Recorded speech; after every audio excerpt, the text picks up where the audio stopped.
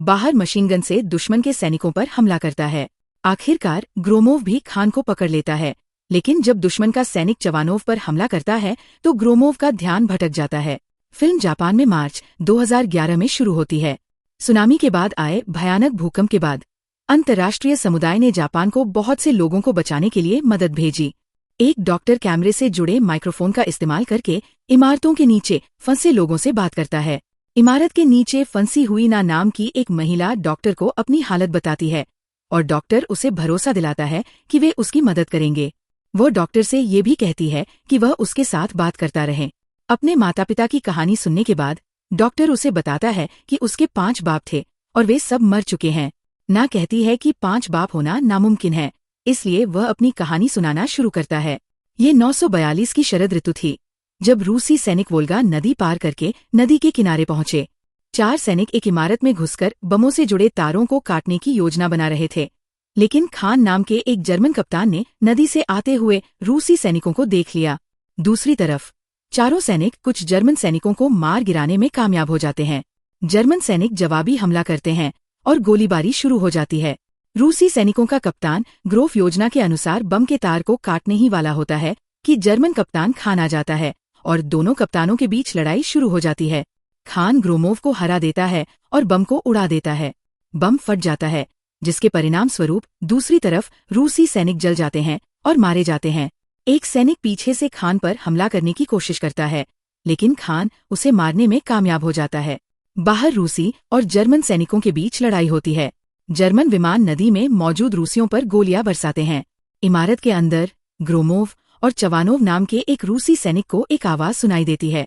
जब वे ये जानने के लिए जांच करते हैं कि आवाज कहाँ से आ रही है, तो ग्रोमोव सर्गेई नाम के एक रूसी सैनिक को छत से लटका हुआ देखता है।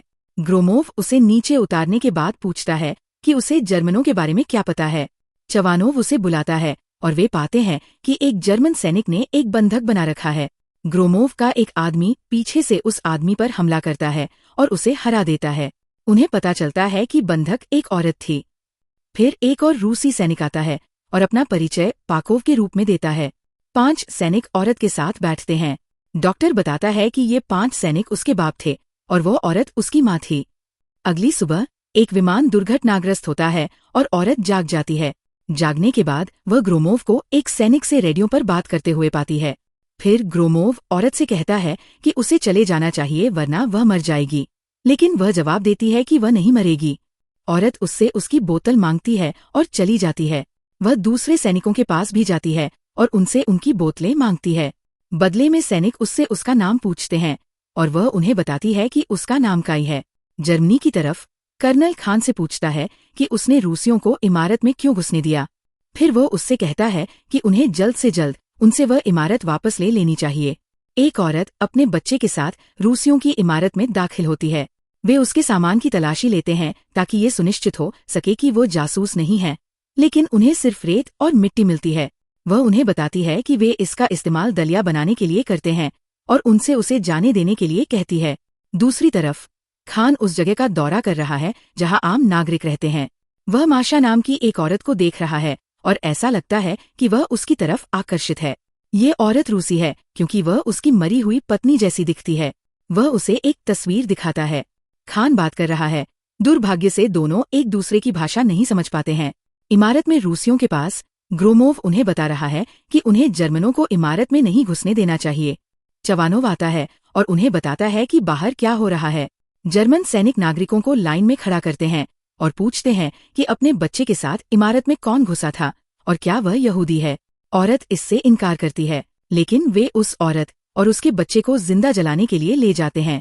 चवानोव इमारत से अफसर को गोली मारने की कोशिश करता है, लेकिन उसे उस पर साफ निशाना नहीं मिल पाता। बेरमी से जर्मन औरत और उसके बच्चे को जिंदा जला देते हैं। ग्रोमोव और उसके आदमी कटाई के साथ इमारत से उन्हें देख रहे होते हैं। कटाई उनसे औरत को बचाने के लिए कुछ करने को कहती है। गुस्से में ग्रोमोव और चवानोव आग वाले सिपाही को गोली मार देते हैं। इसके नतीजे में जर्मनों और रूसियों के बीच लड़ाई होती है। लड़ाई के बाद खान माशा के पास जाता है और उसे कोने में चाकू पकड़े हुए अपनी हिफाजत करते हुए पाता है। वह उससे चाकू छीन लेता है और उसे ऊपर खींचता है। फिर वह उसकी ड्रेस फाड़ देता है। कटाई निकिफोरोव के जख्म का इलाज कर रही है। वह उसे बताती है कि वह और उसकी माँ युद्ध से पहले कंसर्ट में जाया करती थी। इसी दौरान चवानोव आता है और निकिफोरोव को बताता है कि ग्रोमोव उसे ढूंढ रहा है। जाने से पहले कटाई उससे पूछती है कि क्या वह एक दिन उसके लिए गाना गा सकता है।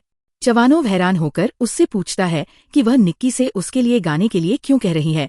फिर वह उसे निकिफोरोव का एक गायक होने का पोस्टर दिखाती है।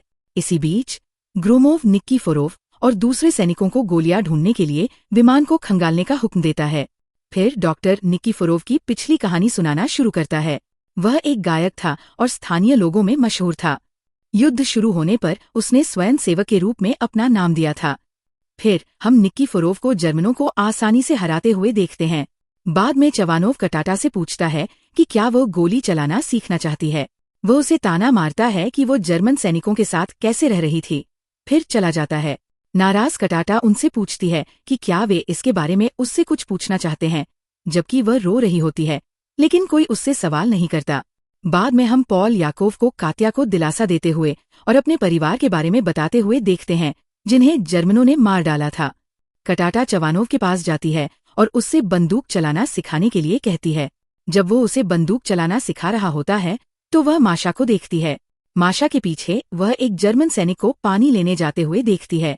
चवानोव उसे गोली मारने के लिए कहता है, लेकिन ग्रनोव उसे रोकने की कोशिश करता है, लेकिन वह पहले ही जर्मन सैनिक को मार चुकी होती है।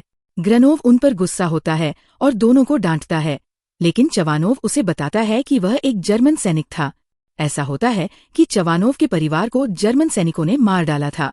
इसके नतीजे में दुश्मन फिर से हमला करने की कोशिश करता है, जिसमें चवानोव के हाथ में गोली लग जाती है। जर्मन सैनिक और कर्नल हेजी नागरिकों से मिलते हैं और खान को मासा के साथ पाते हैं। कर्नल उसे एक रूसी औरत के प्यार में पड़ने और इमारत पर कब्जा न करने के लिए डांटता है। अगले दृश्य में ग्रोमोव कात्या को उनसे जाने के लिए कहता है और मजबूर करता है, क्योंकि लड़के उसके प्यार में पड़ रहे हैं और अगर वह मर गई तो वे टूट जाएंगे। लेकिन कात्या उसे बताती है कि वह उनके साथ लड़ना चाहती है। ग्रनोव उसे बताता है कि वह नाबालिग है और उसे चले जाना चाहिए, लेकिन वह उसे अपना पासपोर्ट दिखाती है, जो आज उसका 19वां जन्मदिन होता है। उसका पासपोर्ट देखकर ग्रनोव उसे बाहर अकेला छोड़ देता है। सरगेई उसका इंतजार करता है और उसे कात्या को अकेला छोड़ने के लिए कहता है। ग्रोमोव गुस्से में उसे मुक्का मारता है और कहता है कि कात्या उसकी नहीं है। जर्मन नागरिकों को स्टेशन ले जा रहे हैं। खान माशा की देखभाल करने के लिए आता है। वह उसे ढूंढने के लिए एक कार लेने में कामयाब हो जाता है। रूसी, सरगेई और पोलियाकोव जर्मन कैंप पर सफलतापूर्वक एक गोली दागते हैं, जिससे कैंप नष्ट हो जाता है। सैनिक कात्या के साथ खुशी से जश्न मनाते हैं। फिर डॉक्टर सरगेई की पिछली कहानी सुनाता है। वह अपनी यूनिट के शहर की रक्षा के मिशन से बचने वाला अकेला शख्स है। जल्द ही खान माशा को उस कैंप में ले जाता है जहां कर्नल हेजी मौजूद है। हेजी उसे डांटता है, लेकिन खान रूसियों से इमारत वापस लेने का वादा करता है, लेकिन बदले में वह चाहता है कि कर्नल माशा को उसके साथ रहने दे। कर्नल सहमत हो जाता है, लेकिन अगर वो मिशन में नाकाम रहता है तो वह उसे बताता है कि वह जर्मन कैंप में माशा को मार देगा। खान अपने आदमियों को तोप ठीक करने का हुक्म देता है और जर्मनों की जासूसी करने के बाद ग्रोमोव अपने आदमियों को हमला करने की योजना शुरू करने का हुक्म देता है। सरगेई और पोलियाकोव कटाई को ऊपर ले जाते हैं ताकि चवानोव और निकिफोरोव मरने का नाटक कर सकें। जल्द ही जर्मन इमारत में घुस जाते हैं। जर्मन उन्हें मरा हुआ सैनिक समझते हैं। इसका फायदा उठाते हुए रूसी जर्मन सैनिकों पर हमला कर देते हैं। चवानोव फिर बाहर मशीनगन से दुश्मन के सैनिकों पर हमला करता है। आखिरकार ग्रोमोव भी खान को पकड़ लेता है, लेकिन जब दुश्मन का सैनिक चवानोव पर हमला करता है तो ग्रोमोव का ध्यान भटक जाता है। ग्रोमोव के चवानोव को बचाने में ध्यान भटकने पर खान भागने में कामयाब हो जाता है। कर्नल हेजी इस मिशन में फिर से नाकाम होने पर खान को डांटता है। फिर कर्नल मुख्यालय चला जाता है। दूसरे सैनिक खान को बताते हैं कि तोप तैयार है। इसी बीच ग्रोमोव कटाई के पास जाता है और उसे फिर से जाने के लिए कहता है। जब वह उसे जाने के लिए कह रहा होता है तो जर्मन तोप से पूरे घर पर गोली चला देते हैं। फिर डॉक्टर कैप्टन ग्रोमोव की कहानी सुनाता है। उसका कोई परिवार नहीं है, वह एक युद्ध का आदमी है। उसके जीवन में जिस एकमात्र औरत से वह प्यार करता है और जिसकी परवाह करता है वह कटाई है। वह फिर कटाई से जाने की भीख मांगता है, जिस पर वह फिर से इनकार कर देती है और फिर वे एक दूसरे को किस करते हैं। हम माशा को भी खान के लिए प्यार जताते हुए देखते हैं, क्योंकि वे एक साथ ज्यादा वक्त बिताते हैं। वह भी उसके प्यार में पड़ जाती है। आज कट्टी का जन्मदिन होने के कारण वे उसके लिए एक छोटा सा जन्मदिन का जश्न और तोहफा तैयार करते हैं। निकीफोरोव उसके लिए गाना गाता है। जन्मदिन मनाने के बाद वे उसे तोहफे के तौर पर गर्म पानी से नहलाते हैं। सर्गे कटाई के पास आता है और उससे वादा करता है कि वह उसे कहीं ले जाएगा। फिर वह उसे अपनी पिछली निगरानी वाली जगह पर ले जाता है। फिर वह उसे बताता है कि वह उससे प्यार करता है, जिस पर वह मुस्कुरा देती है। इसी बीच खान माशा को कहीं सुरक्षित जगह ले जाने की कोशिश कर रहा होता है। माशा उसके पीछे पीछे चल रही होती है। चवानोव, जो स्नाइपर से देख रहा होता है, माशा के सिर में गोली मार देता है। खान सदमे में घुटने टेककर दुख में बैठ जाता है। उसे पास में एक धमाका भी सुनाई देता है। जल्द ही निकीफोरोव रास्ते में जर्मन सैनिकों से लड़ता है, लेकिन कोन उसे गोली मारने में कामयाब हो जाता है। फिर वह उसे अपने कैंप में बंधक बनाकर ले जाता है। कर्नल हेजी एक रूसी सैनिक को लाने के लिए खान की सराहना करता है, लेकिन निकीफोरोव मरने से पहले कर्नल को मारने में कामयाब हो जाता है। कर्नल को मारने के बाद खान उसे गोली मारकर मार डालता है। जर्मन जल्द ही इमारत पर हमला करने वाले हैं। सर्गे वापस इमारत में जाना चाहता है। कटाई भी उसके साथ जाने के लिए कह रही है। वह उसे यही रुकने के लिए कहता है और बताता है कि वह उससे प्यार करता है। वह भी उसे बताती है कि वह उससे प्यार करती है। जल्द ही जर्मन टैंक आता है और इमारत पर लगातार गोलीबारी शुरू कर देता है। इस प्रक्रिया में चवानोव मारा जाता है। पोल्याकोव बच जाता है और जर्मनों पर हमला करने की कोशिश करता है, लेकिन उसे भी खान मार डालता है। ग्रोमोव मुख्यालय पहुंचने की कोशिश कर रहा होता है जब खान उसे मारने के लिए आता है। दोनों एक दूसरे पर तब तक गोली चलाते हैं जब तक कि वे गिर नहीं जाते। सर्गे आता है और खान को गोली मारने वाला होता है, लेकिन ग्रोफ उसे मुख्यालय से जुड़ने का हुक्म देता है। वह सफलतापूर्वक मुख्यालय से जुड़ जाता है और इलाके में हवाई हमला करने के लिए कहता है। सर्गे, ग्रोमोव और खान के पास कुछ न करने के कारण अपनी मौत का इंतजार करने के अलावा कोई चारा नहीं होता। मरने से पहले सर्गे ग्रोफ को भरोसा दिलाता है कि कटिया सुरक्षित है और उसे बताता है कि वह उससे प्यार करती है। आखिर में कटाई हवाई हमले से नष्ट हो रही इमारत को देखती है। वह रोती है और इमारत के अंदर मर रहे अपने प्रियजनों को देखती है। डॉक्टर बताता है कि उसका नाम उसके पिता सर्गे के नाम पर रखा गया है, लेकिन उसकी माँ हमेशा उसे बताती है कि उसके 5 बाप है। वर्तमान में वापस ना और दूसरों को बचाव दल ने बचा लिया है। वह आखिरकार डॉक्टर सर्गे को ढूंढती है और दोनों एक साथ एक पल साझा करते हैं। अंत में डॉक्टर सर्गे अपने 5 बापों को धन्यवाद देता है, क्योंकि उनकी कुर्बानी की वजह से आज वे सुरक्षित हैं। और इसी के साथ फिल्म खत्म हो जाती है। हमें उम्मीद है कि आपको हमारा वीडियो पसंद आया होगा। स्क्रीन पर अगले रिकैप देखें और ज्यादा शानदार रिकैप के लिए सब्सक्राइब करना न भूलें। अगले वीडियो में मिलते हैं।